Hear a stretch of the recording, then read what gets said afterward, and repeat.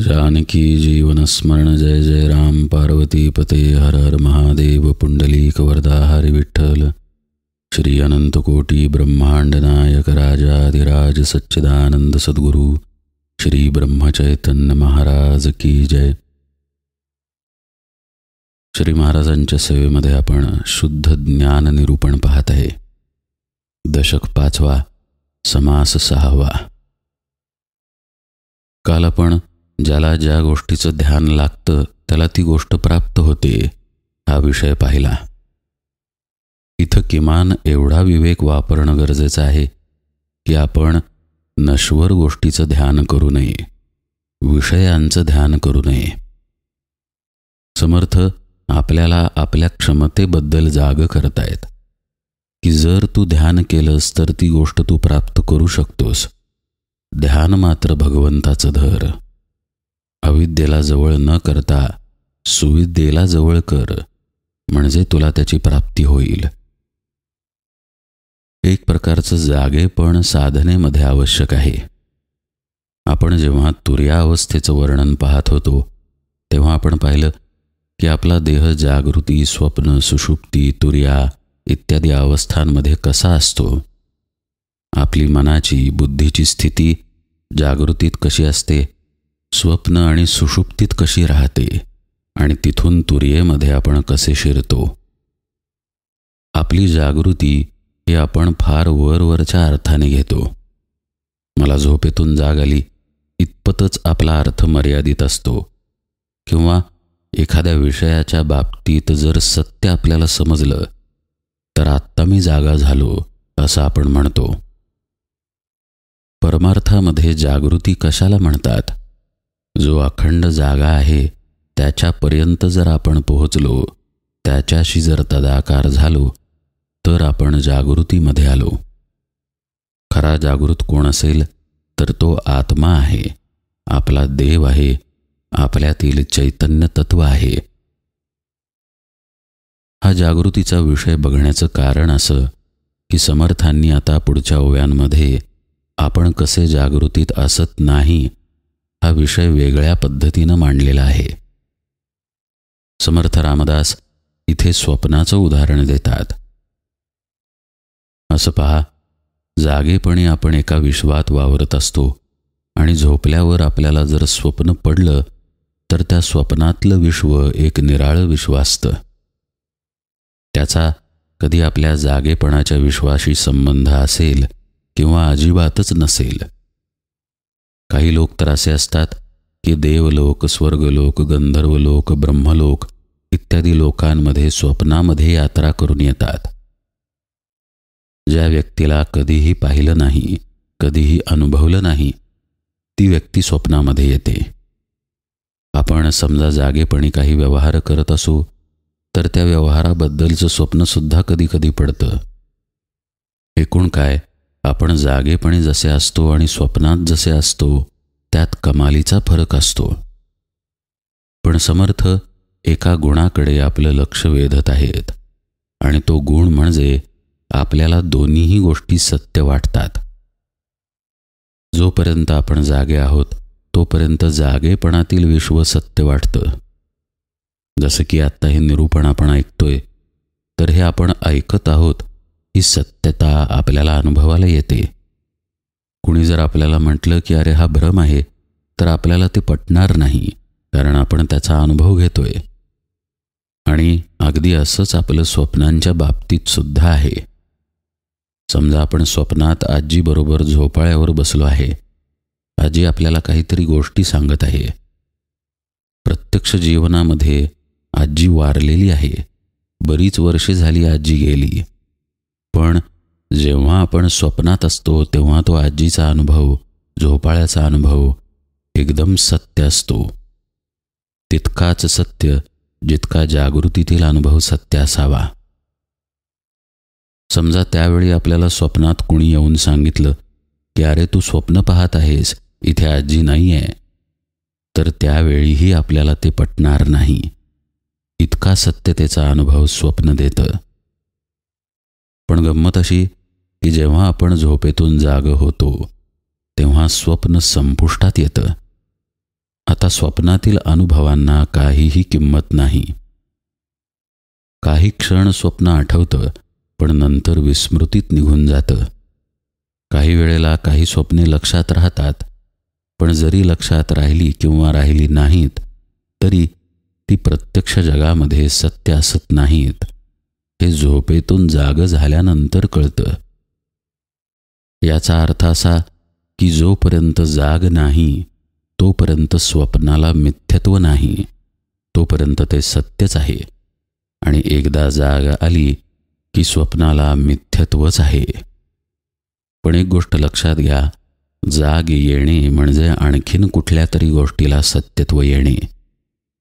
आपला जो हा संसार आहे, प्रपंच आहे, जो आपण जागृतीमध्ये उपभोगत आहोत, त्याला सत्यत्व आलं की स्वप्नाला मिथ्यत्व येतं.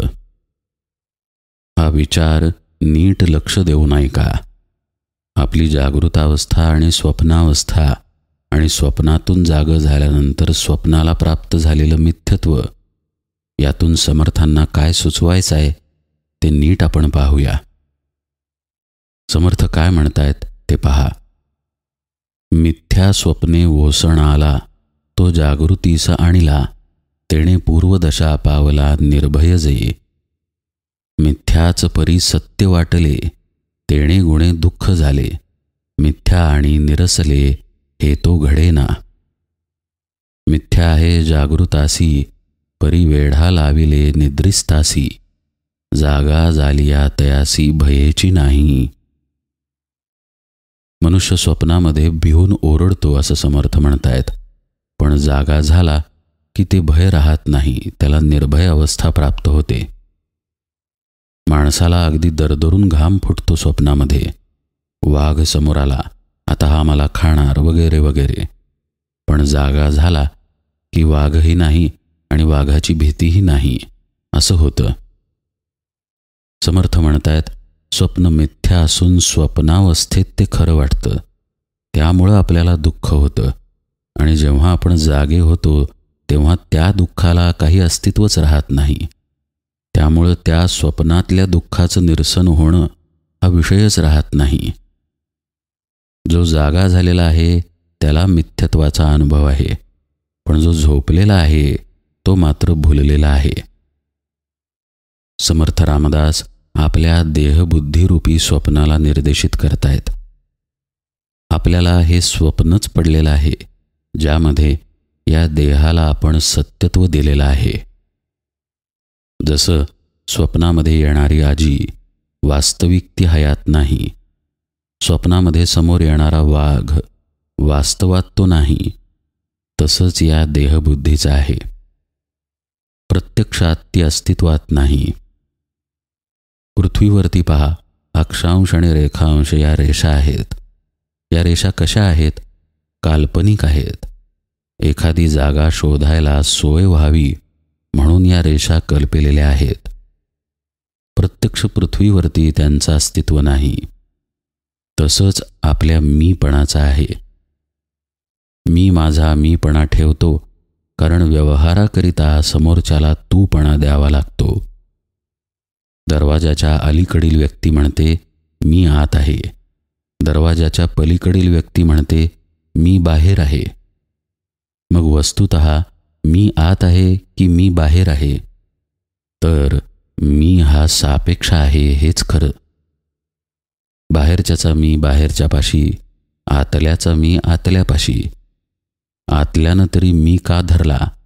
तर समोरच्याला तू म्हणून ओळखता यावं म्हणून. एकूण काय, आपण मी तू पण हे व्यवहारासाठी केलेलं आहे. वस्तुतः ते अस्तित्वात नाही. पण आपली गल्लत अशी झाली की आपण व्यवहारासाठी केलेली सोय खरी मानली. रस्त्यावरून चालता यावं म्हणून चप्पल घातलं, पण चप्पलच आपण डोक्यावर बांधून बसलो आहोत, अशी आपली गत झाली आहे. हे मी तू पण वस्तुतः अस्तित्वात नाही, तरी त्याला आपण सत्यत्व देऊन बसलेलो आहोत आणि म्हणून अखंड स्वप्नात असल्याप्रमाणे वागत आहोत. तो अनुभव खरा नाही असं कोणी आपल्याला ओरडून सांगितलं तरी स्वप्नात ते पटत नाही. स्वप्नात ते स्वप्नच आहे असं आपल्याला वाटतं. तसं अरे तू तुझ्या देहाला सत्यत्व का देतोस असं कोणी आपल्याला सांगितलं तर तो सांगणाराच वेडा आहे असं आपल्याला वाटू शकेल. मला तर देहाचा सत्य अनुभव आहे, हा काय मला सांगतो, अशी आपली भावना होईल. वस्तुस्थिती मात्र कोणाला कळते? समर्थांच्या भाषेत सांगायचं झाल्यास, मिथ्या आहे जागृतासी, परी वेढा लाविले निद्रिस्तासी. जो जागा आहे त्याला मिथ्यत्वाचं सत्यत्व पटलंय की खरोखरच ते खोटं आहे. याचा अर्थ असा की जर स्वप्नातील खोटेपण पटायचं असेल तर उपाय एकच आहे, जागे होणे. म्हणूनच समर्थांनी या ओव्या शुद्ध ज्ञान निरूपणामध्ये घातल्या. शुद्ध ज्ञान होणं, शुद्ध स्वरूप ज्ञान होणं, आपली आपल्याला ओळख होणं, ही खरं म्हणजे जाग आहे.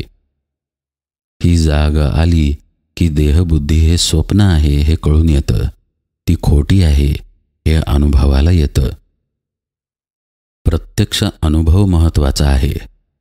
काय होतं, झोपेत जर कोणी आपल्याला सांगितलं की तुला स्वप्न आहे तर ते पटणार नाही, आणि जागेपणी आपल्याला पटेल की स्वप्नातील खोटं आहे.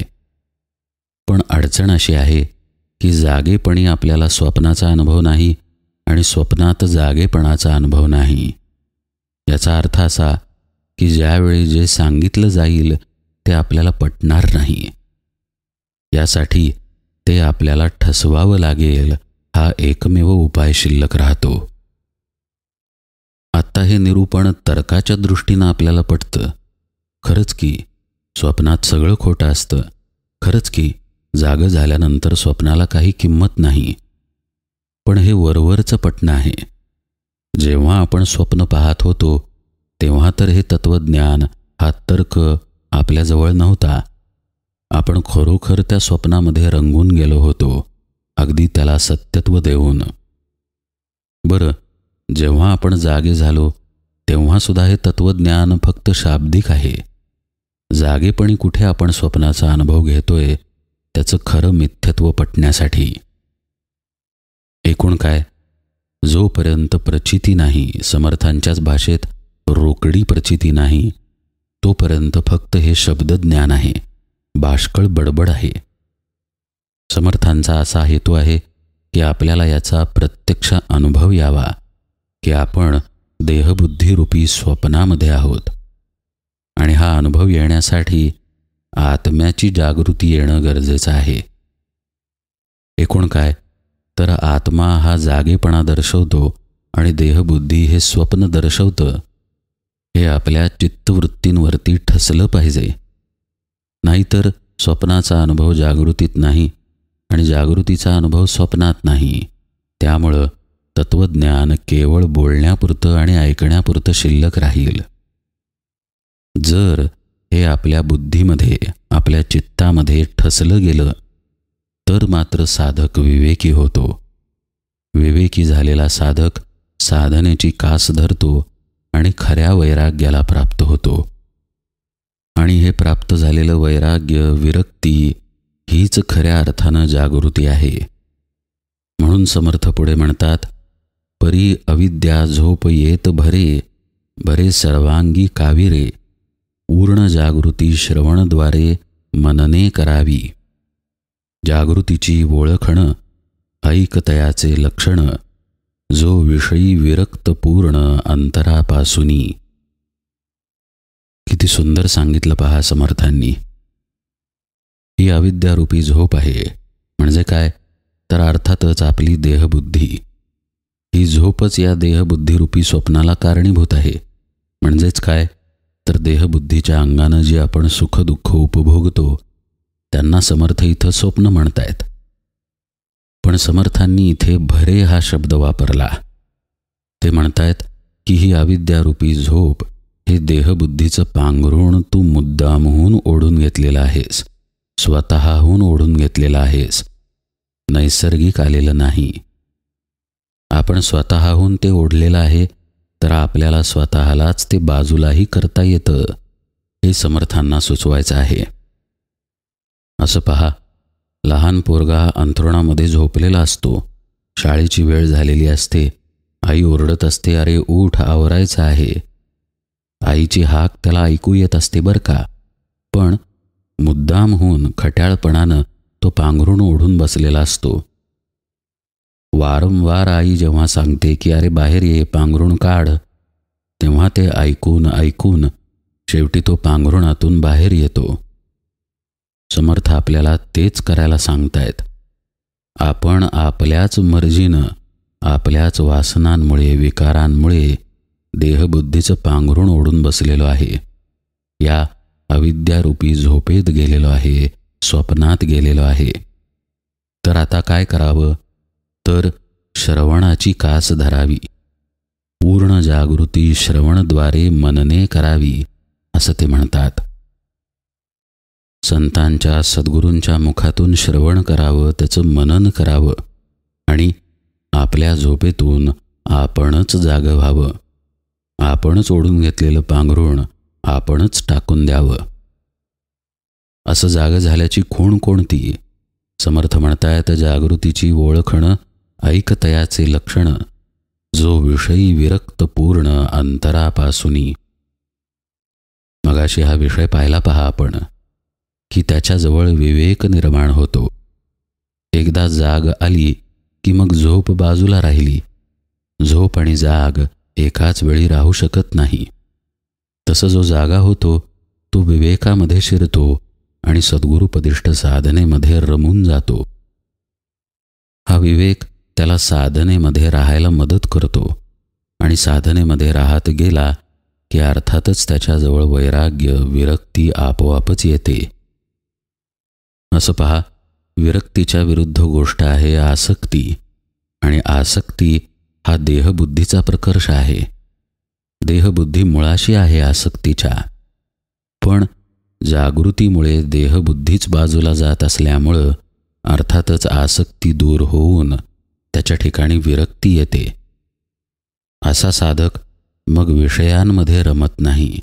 तो भगवंताच्या नामामध्ये, साधनेमध्ये रमून राहतो.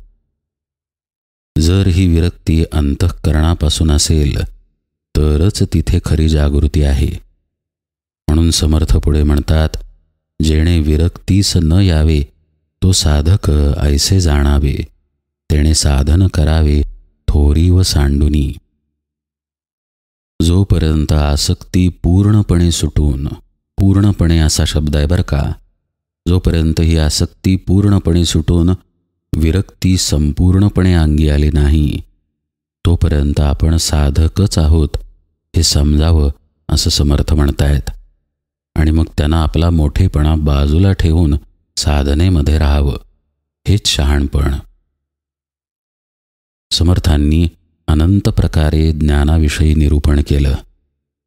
ज्ञान कशाला म्हणतात, कशासाठी ज्ञान आवश्यक आहे, ज्ञानाच्या खुणा कोणत्या, गुणधर्म कोणते, ज्याला ज्ञान प्राप्त करायचं आहे त्यानं काय करावं, ज्याला ज्ञान प्राप्त झालेलं असतं तो कसा असतो, या सर्वांमध्ये सद्गुरूंचं किती अनन्यसाधारण महत्त्व आहे. अनन्यता, निष्ठा, भाव, भक्ती याचं काय महत्त्व आहे हे समर्थांनी अनेक प्रकारे पटवून दिलं. आणि आत्ताच्या या ओव्यांमधून शेवटी त्यांनी आपल्याला सावधसुद्धा केलं की जर विरक्ती नसेल, जर विषयांच्या ठिकाणी जरासुद्धा आसक्त भाव असेल तरी आपण पूर्ण जागे झालेलो नाही. आपल्याला साधन करण्याची गरज आहे.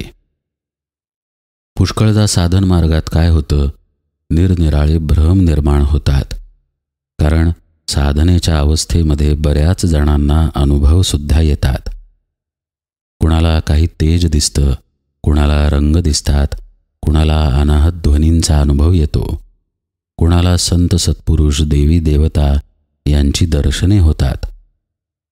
पण शुद्ध ज्ञान निरूपणामध्ये समर्थांनी जे सांगितलेलं आहे त्याचा बारकाईनं अभ्यास केला, त्याचं श्रवण, मनन, चिंतन जर बारकाईनं केलं तर आपले अनुभव द्वैतात्मक आहेत हे लगेच कळून येतं आणि साधक सावध होतो.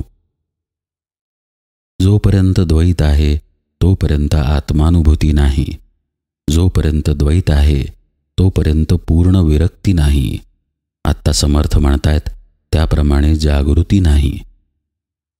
अद्वैत स्थिती हीच खरी जागृती आहे. पण तिथपर्यंत पोचण्याच्या आधी भ्रमाचा पडदा पडतो आणि साधकाला वाटू लागतं की आपल्याला आता भगवंत भेटला, आपल्यावरती किती मोठी कृपा की आपल्याला हे अनुभव आले. बरं, अनुभवांचं कथन केलं तर ऐकणारे सुद्धा म्हणतात की काय तुमच्यावर कृपा आहे हो, तुम्ही भाग्यवान, तुम्ही संतच, तुम्हाला नमस्कार. आणि मग या अनुभव सांगणाऱ्याला असं वाटू लागतं की खरंच आपण संत, खरंच आपल्याला हा नमस्कार. जोपर्यंत अनुभव आहे तोपर्यंत अनुभव घेणारा अनुभवापासून वेगळा आहे हे तथ्य वेगवेगळ्या मार्गांनी समर्थांनी सांगितलं. ते अंतरामध्ये मुरणं गरजेचं आहे. साधनेमध्ये दृढतेनं राहणं गरजेचं आहे. तसं ते राहावं हेही समर्थांनी अनेक प्रकारे सुचवलं की जोपर्यंत आपला मी आहे तोपर्यंत भगवंत तिथे नाही, आणि जिथे भगवंत आहे तिथे मी म्हणून कोणताही पदार्थ नाही. समर्थ समासाच्या शेवटी काय म्हणतायत पहा. साधन न मने जयाला, तो सिद्धपणे बद्ध झाला, त्याहुनी मुमुक्षु भला ज्ञानाधिकारी. ज्याला साधन करणं आवडत नाही आणि जो मी सिद्ध आहे अशा भ्रमामध्ये राहतो, त्याला वाटतं की आता मला साधनाची काय आवश्यकता, म्हणजे एक प्रकारे तो बद्धच आहे. अशा व्यक्तीपेक्षा समर्थ म्हणतायत ज्याला खरोखर मनापासून भगवंत हवा आहे असा मुमुक्षू कितीतरी बरा, तो खरा ज्ञानाचा अधिकारी. मग इथे साहजिकच काही प्रश्न उपस्थित झाले की हे बद्धपण म्हणजे काय, मुमुक्षू म्हणजे काय, आणि साधक म्हणजे तरी नेमकं काय, आणि साधना करून जी अवस्था प्राप्त होते ती सिद्धावस्था म्हणजे तरी काय. समर्थांनी आपल्याला सावध केलं खरं, पण त्या सावधानतेच्या उपदेशातून हे जे प्रश्न निर्माण झाले नेमके तेच शिष्यानं विचारले. तव शिष्ये केला प्रश्न, कैसे बद्ध मुमुक्षाचे लक्षण, साधक सिद्ध ओळखणं कैसी जाणावी. याचे उत्तर श्रोतयासी दिधले पुढिलिये समासी, सावध श्रोती कथेसी अवधान द्यावे. इति श्री दासबोधे गुरुशिष्य संवादे शुद्ध ज्ञान नाम समास 6वा श्रीराम. समर्थांनी अत्यंत तळमळीनं शुद्ध ज्ञान निरूपण केलं. त्यांना प्रामाणिकपणा अपेक्षित आहे. ज्याला असं वाटतं की मला आता प्राप्त झालेलं आहे, मला साधन करण्याची काय जरूर. खरं म्हणजे त्यानं मुमुक्षत्व ही पायरी पार करून सद्गुरूंकडून साधन मिळवलं, पण अभिमानामुळे त्याला असं वाटायला लागलं की आपण आता सिद्ध झालो. याला समर्थ सिद्धपणे बद्ध झाला असं म्हणतात. असा अभिमानाचा लेप ज्या साधकाला आहे त्याच्यापेक्षा ज्याला खरोखर मनापासून भगवंत हवा आहे असा मुमुक्षू कितीतरी बरा, जो ज्ञानाचा अधिकारी आहे असं समर्थ म्हणतायत. पण ही मुमुक्षु दशा समजून घेण्याच्या आधी बद्ध दशा समजून घेणं आवश्यक आहे. ही बद्ध दशा समजून घेताना आपल्याला कळेल की मुमुक्षत्व किती दुर्मिळ आहे. पुढच्या समासांमध्ये समर्थांनी क्रमाक्रमानं बद्ध लक्षण, मुमुक्षु लक्षण, साधक लक्षण, सिद्ध लक्षण विवरण केलेलं आहे. ते सर्व आपण यथावकाश पाहूया. आज निरूपण सेवेला इथेच विराम देतो. जानकी जीवन स्मरण. जय जय राम.